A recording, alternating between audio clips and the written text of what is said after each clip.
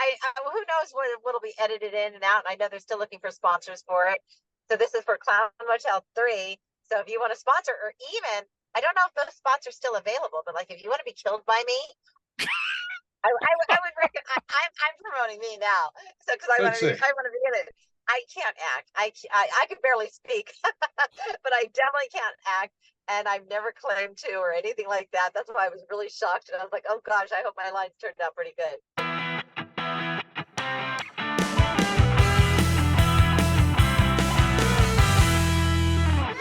Hey everybody, welcome to another edition of the Talking About Cars with Randy Kerdoon podcast, featuring the one, the only Hot Rod Bob Beck. Yes, because everybody has a car story. We are in our Talking About Cars, Two Tired Guys studios in Western Washington. Bob joining us again from our studios near the beach, near Southern California's Ventura County, for a very special show. And I say it's special because we're featuring a real friend of the program. And for a long time, she's been on our list of people we needed to get on the show. Yep. Oh, yeah. The one, the only Hot Rod Holly joining us today. Yes.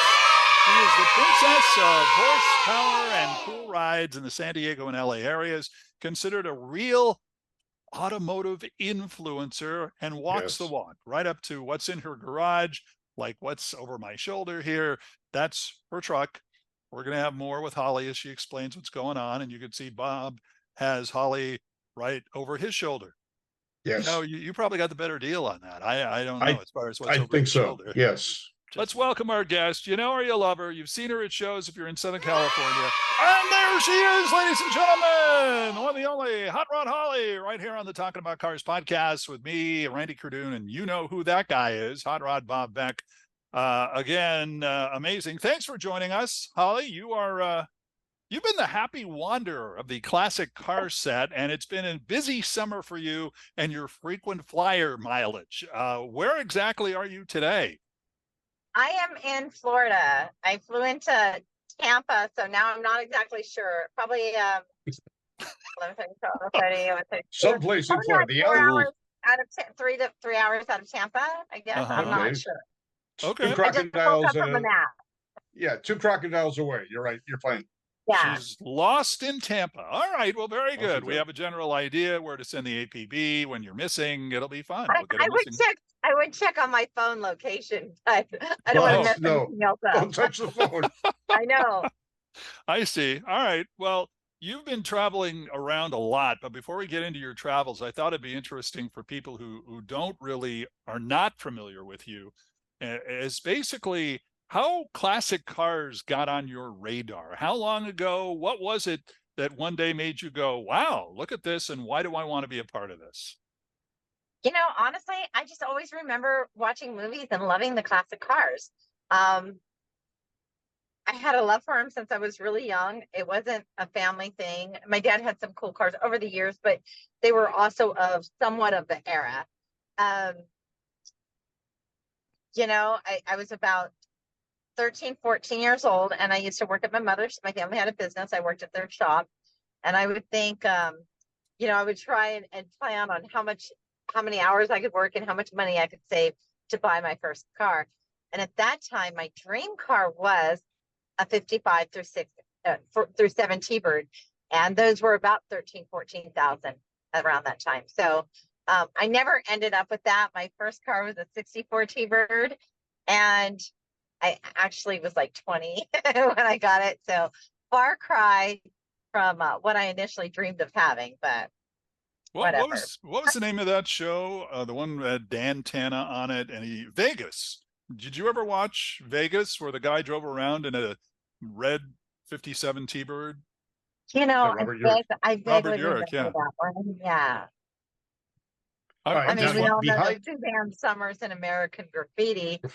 Yeah, okay. Looked amazing. Probably the best looking person in a 57 T-Bird, or in an early 57 or 56. Early bird. I don't remember. I don't know either. 55, 56. I don't remember, actually. Yeah, it wasn't a 57. Now, behind Randy, though, is a car you affectionately call Lil Bubba, or truck. Yeah. You had I can't remember you not having this truck. Like 26 years. 26 years? Yeah. Wow. So you got it when you were 4.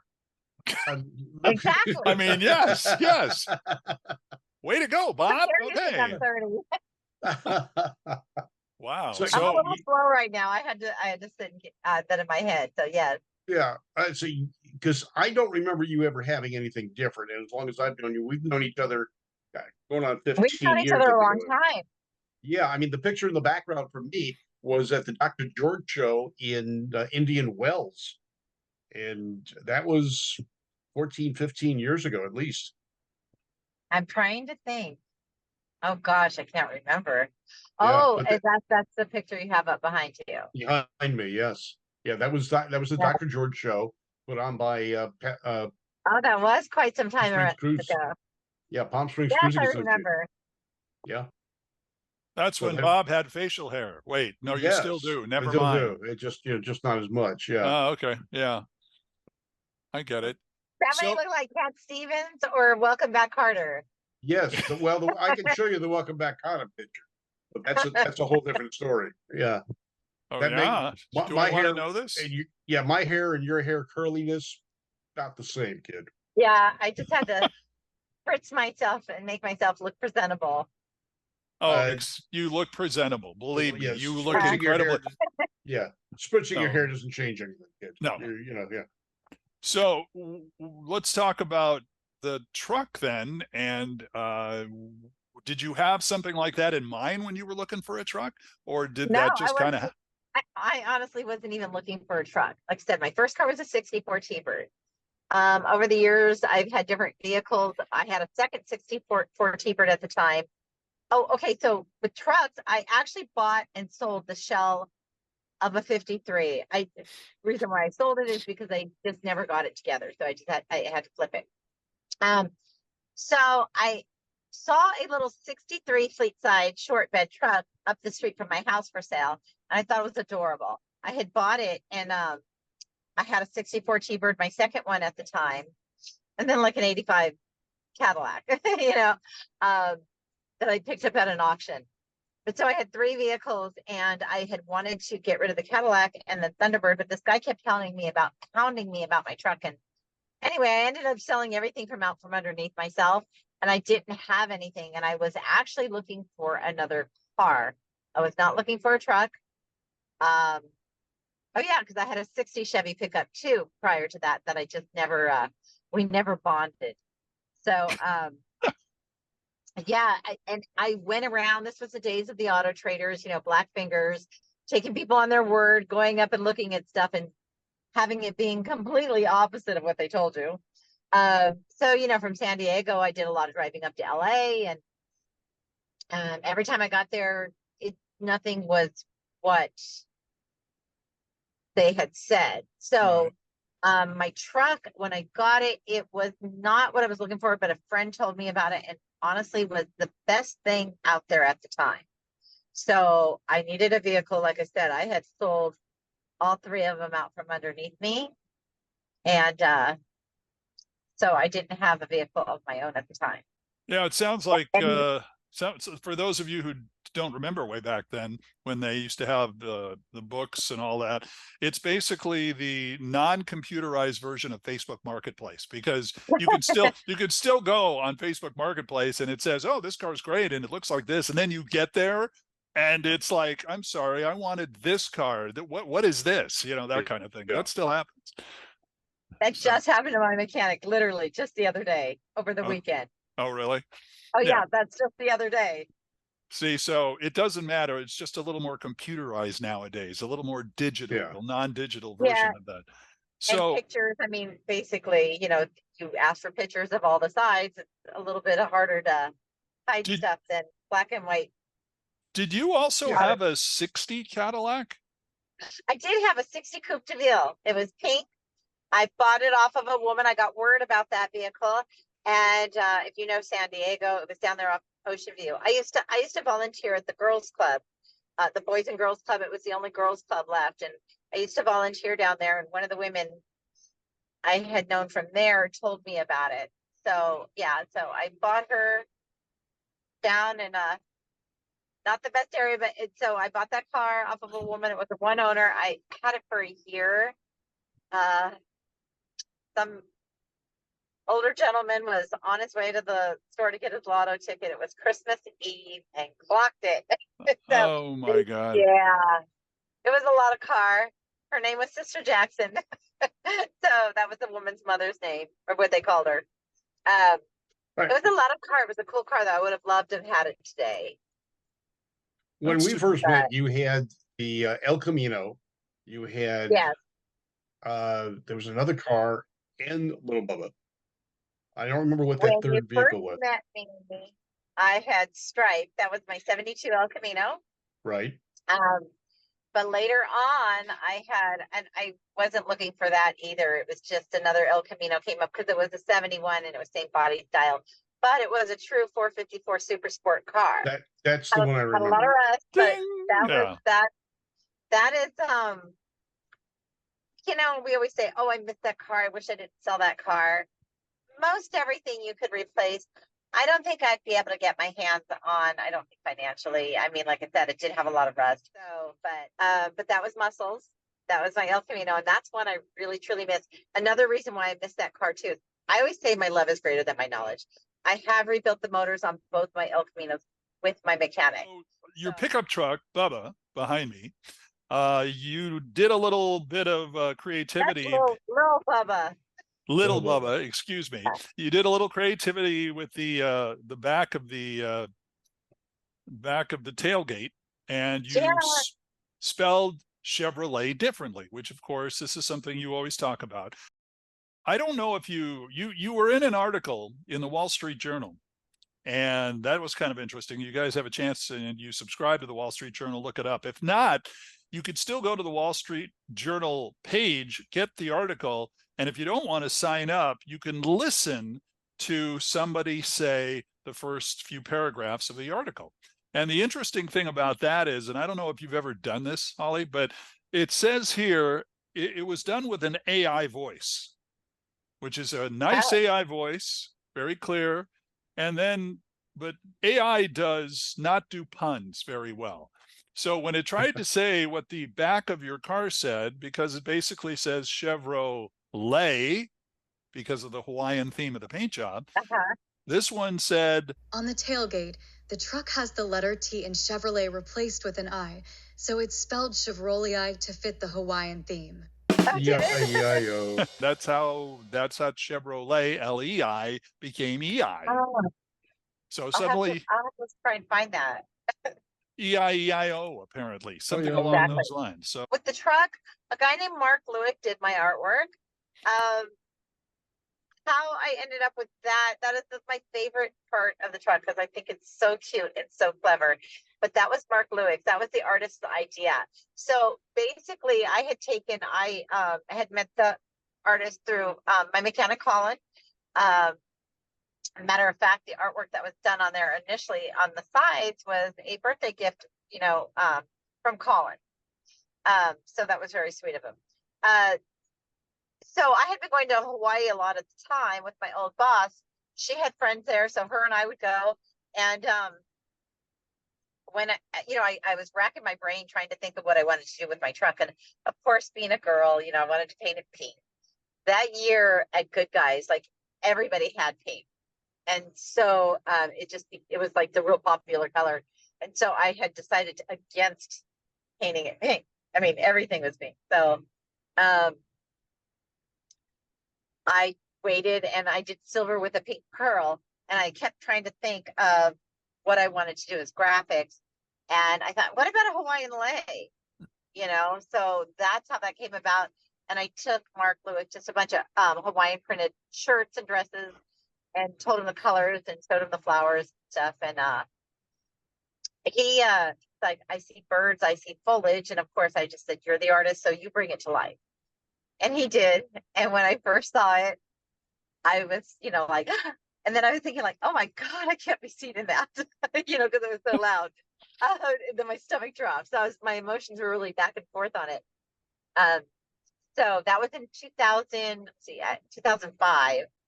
And then in 2012, the only reason why I know this is because he autographed it with the date. in 2012, I went back and got the hood, and we had talked about doing the tailgate. So that was something we had talked about way back when. I bought a flat tailgate. We were going to paint that. We were just trying to figure out how to cover up the T to make it an I. And so that's what he came up with. But yeah, 2012, I went back to kind of cover up some of that road rash. So if you look at my hood, but I drive that thing. So You do, Yes. you do. You take Yeah. it everywhere, and it's not just hanging out in San Diego. Every time I see you in LA, whether you're up for the shows up in Pomona or anything like that, that's what you're driving. If it's in Simi Valley, that's what you're driving. Which makes me wonder about the Camaro. So what's the story on the Camaro? Okay, so I had gotten a 68 Camaro convertible, and I don't know. I was looking for a convertible. I was playing around with the idea, and I was looking for a convertible. I actually was looking at I know some people like 68 Impala, but it's a big car. I wanted a big full size car. And it had everything. It had like the AC, the power windows, so it had the extras, and it was a good price. It was Becky's though, so I mean, the guy was fair, and he sent me plenty of pictures. And when I finally decided to actually buy the car, he told me that somebody else said he was sending money tomorrow. Well, I was in California, so I could have sent my money right away. I didn't want to be a jerk. I didn't want to be like, oh, well, I'm going to send mine now, because I had decided. Instead I let it go. I just said to him, I said, okay, well, if he doesn't, contact me. So I didn't end up with that car, and somebody else, a friend of mine, had the 68 Camaro and decided he needed to part with it. So I ended up with it, and so it's being worked on. It should be hopefully ready soon. I need to do the wiring and just do a few things to it. And what is its name? Silver Fox is what I'm pretty sure I'm going to call it Silver Fox. I'm not 100% sure yet. But yeah, I think I'm going to do that. All right. We know you're into cars. Nothing's really hit me yet. I haven't driven it. Oh, so you have to drive it before you know what you're going to call it. Sounds reasonable. Not that there's anything wrong with that. I mean, that's okay. I think Russell's got his name once he started rumbling at me. Oh, yeah, I can understand that. All right. We know you love cars. You've got some great machines. You've driven some great cars. How did you become an automotive or a hot rodding spokesperson like you are? I have had such a wonderful life in so many ways. And that was one of the things. It just fell upon me. Just kind of fell in my lap. Basically, my nickname, I bartended for quite some years, and one of the musicians started calling me Hot Rod Holly. So that's how I got that nickname.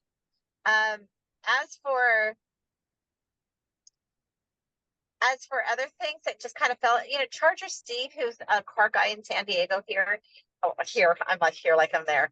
A car guy in San Diego, a friend of mine, wanted to do this car show. And I didn't really know what he was talking about. And I was not one to go seek out, reality shows to be part of or anything like that. And he wanted to do the show, they were looking for women. So he referred me, and he said, just send him your pictures, just send him a picture of your truck. Just do this. And so I went ahead and did it. And I was real hesitant. Anyway, so I finally decided to go do the interview, and they called me up immediately. So I thought I was going to do a reality competition show and compete against other women in their vehicles. It ended up being against 3 guys, and I won. I carried that trophy around for a year. And I'd stick it on the hood because I was so proud of it. This was called My Ride Rules. It was on Speed TV. Okay. I was in season 1, episode 5. It was called Flower Meets Power. I knew nothing about it. It had not aired yet, so I had no idea what the show was going to be about exactly, other than a competition TV show. And that we were just going to judge each other's vehicles and ourselves, like the people, the vehicle, the appearance, performance, the personality of the person in their vehicle. And yeah, that was it, I think. Now, is that the one you won? Yes, that's the one I won. Okay. And like I said, I took that trophy around with me for a year. It was a lot of fun. I'm glad I did it. I was very nervous and uncomfortable, but yeah, So it was fun. somewhere along the line, you became kind of like the full-fledged ambassador for classic cars in Southern California, and I find that interesting. So you did the TV show, did I did more. the TV show, but you know, I always I'm always willing to volunteer, help out. You know, people I help out, and I do a lot of volunteer with car shows here locally. If they need my help up in LA, I'm always willing to do that. Whether it's, I love being a trophy girl because it's fun. I love selling the raffle tickets because it's fun. You know, so I love doing that kind of stuff. Yeah. Luckily, no one's asked me to go around and pick up trash. I have done that too, though. Like Well, I said, I just you gotta have a volunteer at line everything. to draw. You can't be just doing Yeah. everything, for heaven's sakes. There's I got to be know, self-respect. but you know, I'll always say, is there anything you guys need? Do you need help with anything? Um, so that's probably part of it. Anyway, but how I really got to say, I owe Joel Johnson Olympic powder coating for a lot of it. Basically, he needed another spokesperson. You know, he would be a vendor at Good Guys annually and different events over the years. And he was looking for someone, and then he said, I can't think of who referred me to him. I know who it is. I just can't think of his name or the magazine that he had that was here locally in San Diego. Anyway, I was referred over to him, and I walked up to Joel and I said to him, I said, hey, I know I'm probably a lot older and maybe not what you're really looking for, but I was told you're looking for a promo girl. So I did that, and he says, you're exactly what I'm looking for. So perfect. So I just started promoting for him at different car shows. And I don't know, it kind of went from there. You know, he made me a banner, which I kept the banner, said, meet Hot Rod Holly. I would put that up across my canopy and just go to the different car shows and basically just hang out.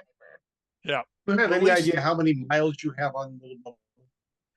How many miles do I have on it? Yeah. Honestly, I have no idea. Like I said, I've had the truck 26 years and I've driven it quite a bit. do you I can't remember? tell you, countless trips to LA and back. And of course, I always wanted my truck. If I was going to go to an event, I wanted my truck there. You know, Vegas and back, Sacramento and back.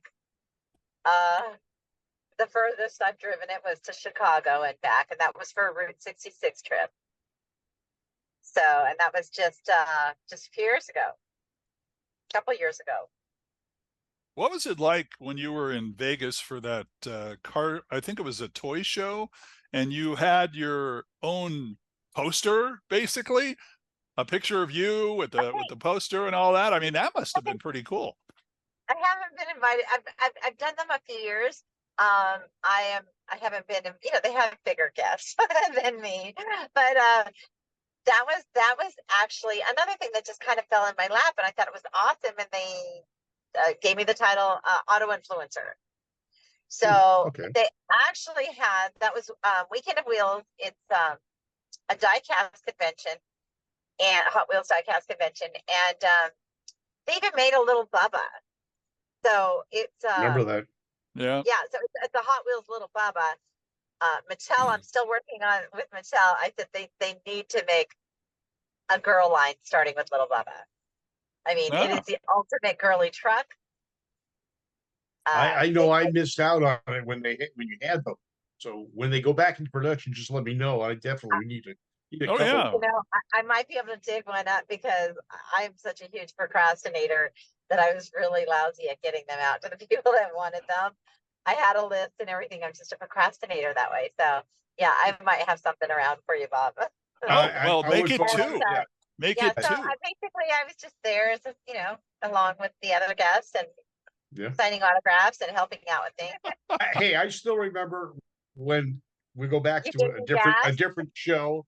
We were down in San Diego together, and you did the promo for Speed Scene Live and the show I was doing there called Gas. And And I had a hard time with that. not very much, but yeah, you pretty much said you always get gas with Bob Beck. And Yeah, Box But- but- gas every time. That Yeah. happens to everybody. I mean, Everybody, yeah. And we used that on Speed Scene Live for a number of years. So you've been on the road a lot lately, and I'm I think it's technically on the road right now.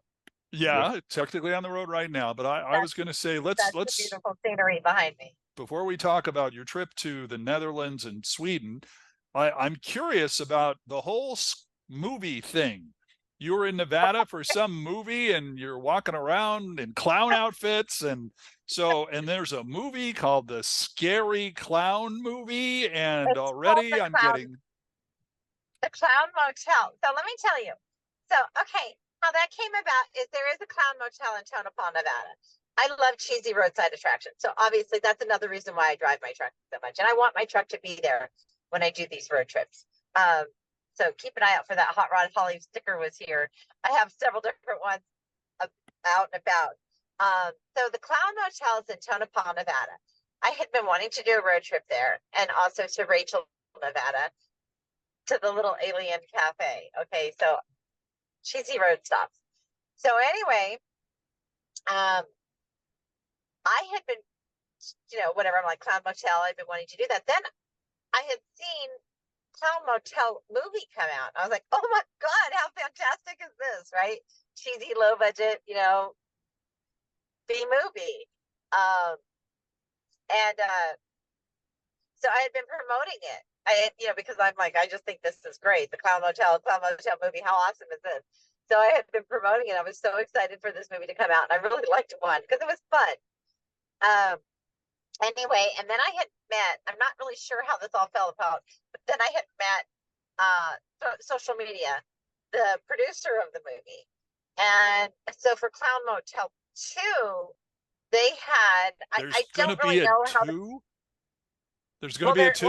There was a 2. This is actually going to be 3. So I'm not really sure how the film industry works or anything, but they have people that buy in as sponsors, and they had different things available. One of the things they had available was you can, and I was like, that's cool. I want to do it. It was like maybe a couple $100, like 180 or something like that. It was something you could buy in and have your picture, missing person.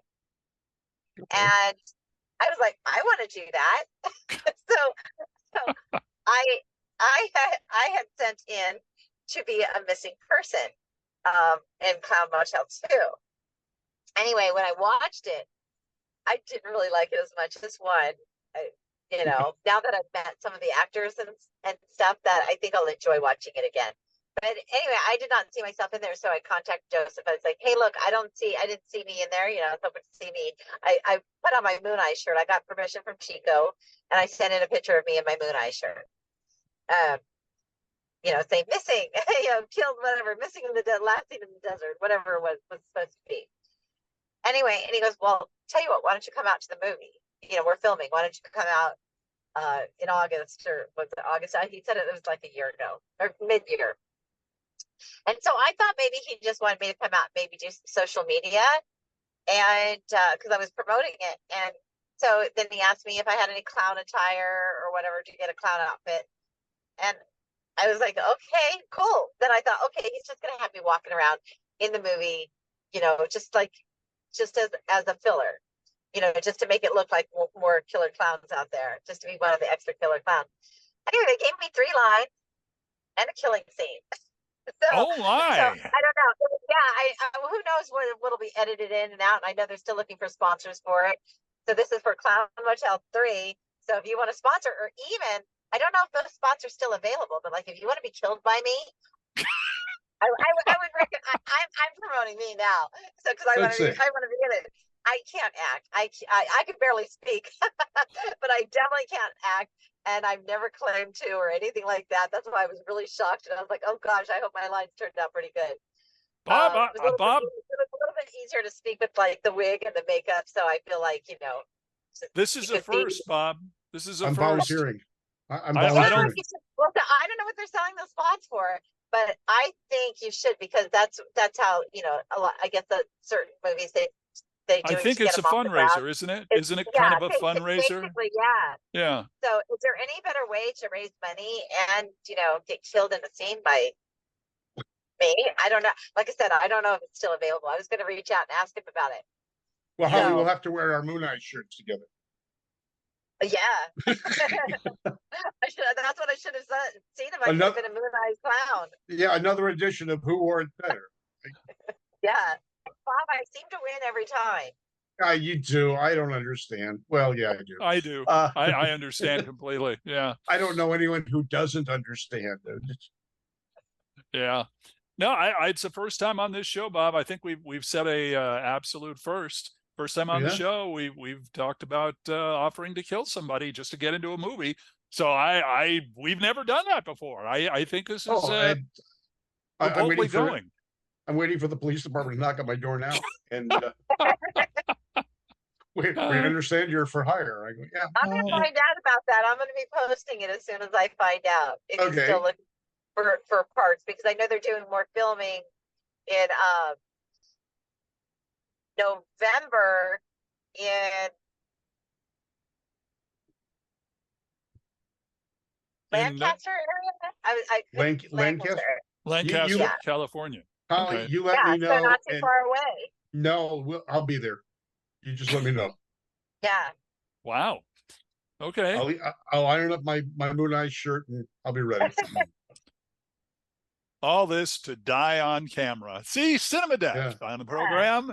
This is we talk about everything. First it's cars and it's cinema. I think that's pretty amazing. You ended up in Sweden, and it was interesting because when you went over there and you were basically watching the cars go by, they had a cruise or something like that, and it was really hysterical for me and just about any other classic car person that watched, because every behemoth car that you've ever seen in your life that would show up on late night black and white television here in the States, we always wondered if they had just been crashed, munched, used up in demolition derbies. No, They're bunch all of them are Sweden. in Sweden. I guess in the 70s, or when we didn't want them anymore, Sweden swooped them up. So, I was talking to whose motorhome I'm in. My friend Michael Wallen with Custom Mikes. He was in Sweden talking about this car show called the Big Power Big Meet, something like Power Big Meet. And I was like, oh my God, how cool is that? I want to go. So anytime. So I actually ended up, I ended up talking to Robin Millar, who was coming out to Sweden as well around that same time. Robin Millar is the daughter of Pete Millar, Drag Racing Cartoons. And so she was coming out to Sweden as well. And like I said, it was just like the same time frame. And so I planned a trip to go to Sweden. First I ended up in Luleå, which is northern Sweden.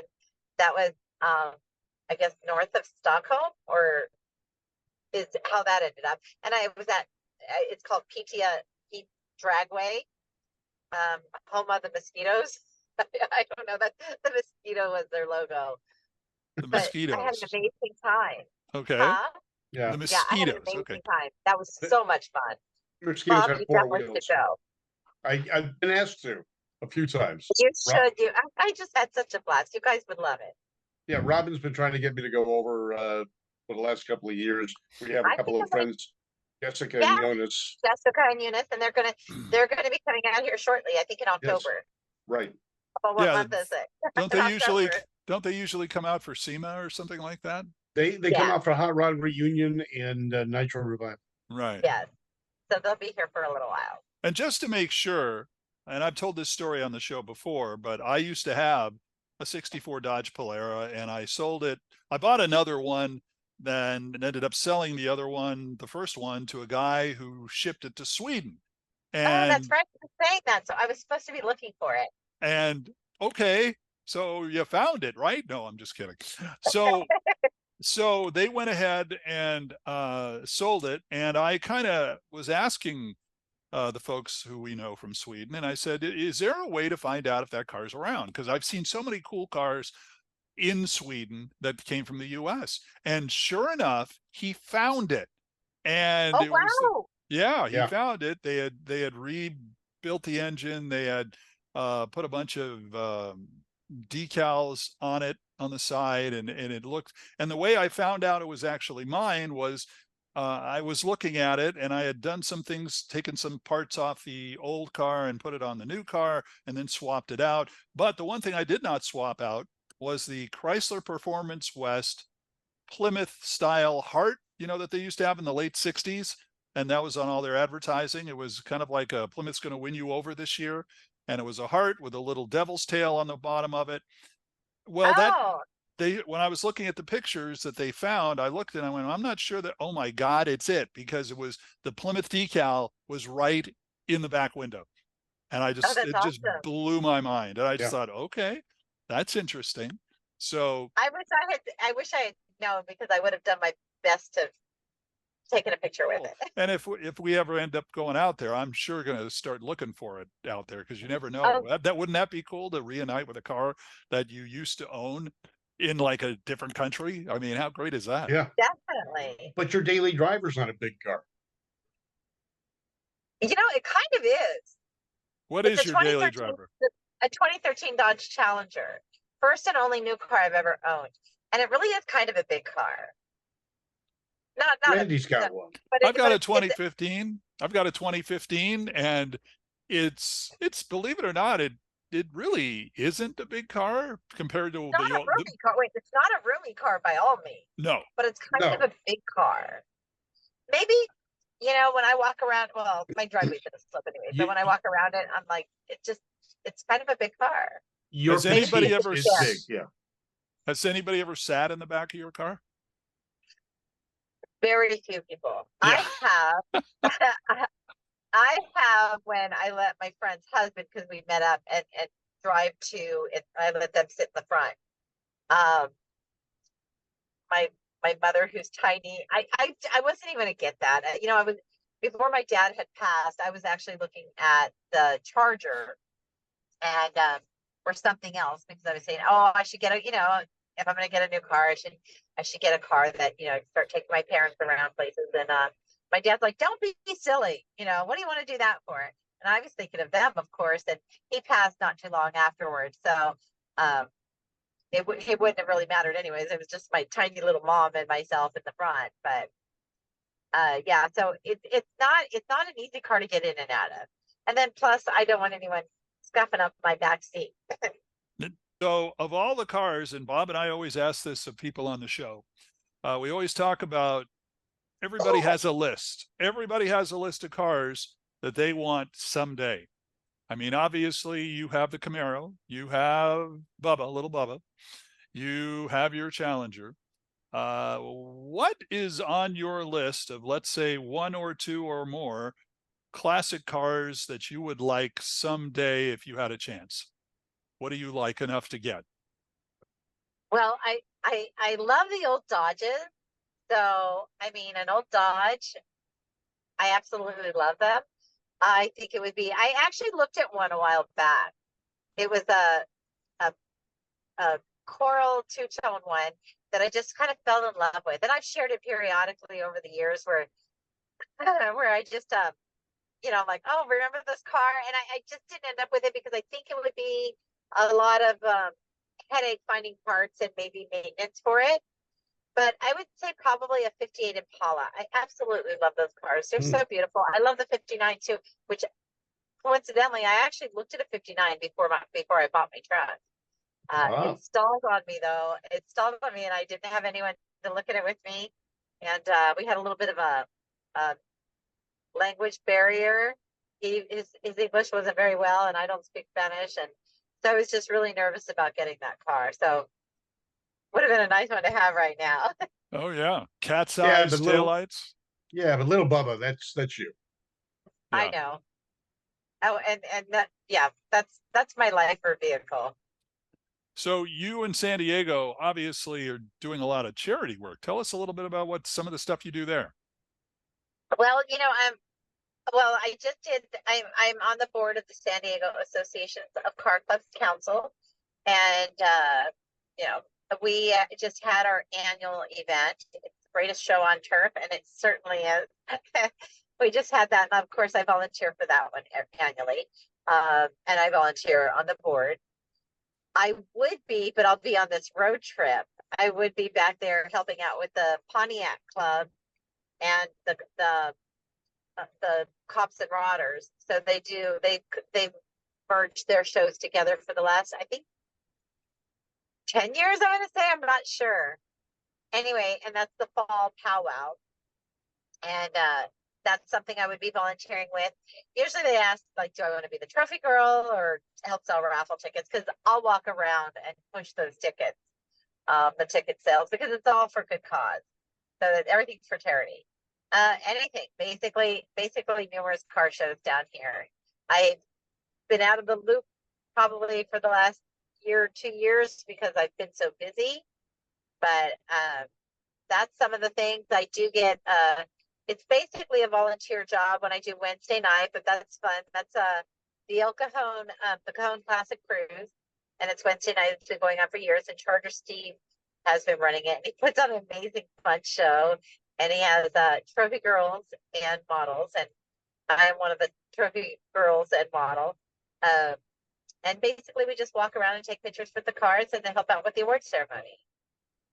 Okay, so my annual show, oh my gosh, I think it's my 14th year, wait, 11, wait a minute. So tell us about it. My 14th year. I was counting on my fingers, I think.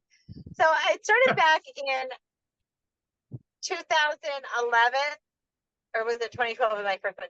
So Dave Stahl, who you were talking about, who I did the interview on the water, basically I went and helped promote a car show on KUSI News Channel, where he did the automotive segment. And he was visiting me while I was bartending. One of my customers was asking how Thanksgiving went. Oh, that was a long shift, a long shift. And anyway, I said it was good. And he goes, what about Christmas? I said, what are you talking about? He goes, what about doing a Christmas show? What about, and I basically it came together, and it was Dave Stahl and Hot Rod Holly's, or Hot Rod Holly and Dave Stahl's Christmas morning cruise. But so it is now Hot Rod Holly's Christmas morning cruise. Dave is too busy for it. He says, just go ahead and just do it yourself. But that's something that I've been doing for the past, 14 years. And it's for, basically, I had a couple different charities early on, but I do it for the homeless, and I do it for the Alpha Project here in San Diego. And basically, it's just a bunch of us car people get together. We meet up in the morning. We used to meet up at the news station and do the news segment before heading off on our cruise across town over to the shelter where we would drop off our donations. And I feel that that's a really good one. For the reason also, I tell people, I said, you don't have to donate anything to come on. Come join us. And everybody's got used stuff. So even if you can't afford, because Christmas is a hard time to go out and spend money on other people, I get it. But we all have clothing and maybe toiletry items, things like that we've collected and that we don't need or we don't want anymore. And it's the perfect place to drop them off.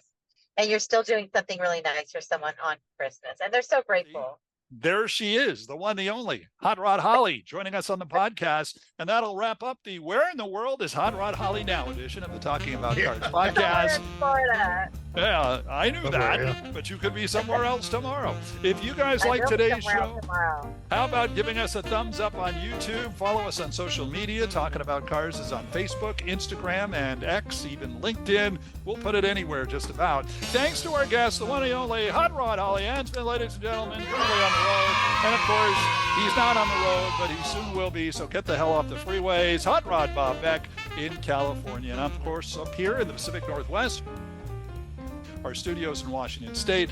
I'm Randy Kerdoon. We'll see you next time on our Talking About Cars podcast. So long, everybody.